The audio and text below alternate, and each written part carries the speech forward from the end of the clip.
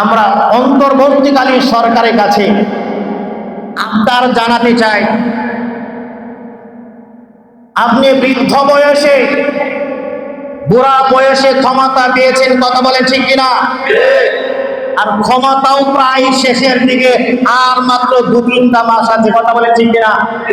অতএব আপনাদের কাছে মুসলমানদের প্রাণের দাবি হচ্ছে, আপনি জীবনে যাই কিছু করেছেন না কেন, আপনি শেষ পর্যায়ে একটা ভালো কাজ করে যান, কাদিয়ানীদেরকে কাফের ঘোষণা করে যান। ইনশাআল্লাহ এই একটা কাজের বিনিময়ে আল্লাহ তাআলা আপনাকে জান্নাত দিতে পারে, কথা বলেন ঠিক কিনা?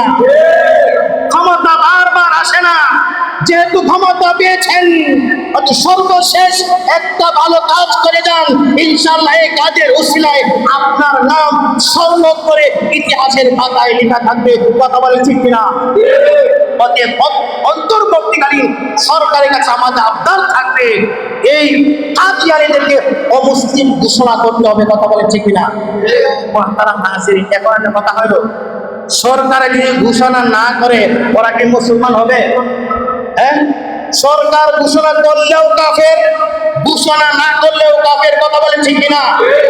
সরকার ঘোষণা করার সাথে এদের কাফের হওয়া মুসলমান হওয়া নির্ভর করে না, ওরা কাফের এই কথা কে বলে দিয়েছেন? কে বলে দিয়েছেন? আল্লাহ। আল্লাহ বলে দিয়েছেন কাদিয়ানীরা কাফের।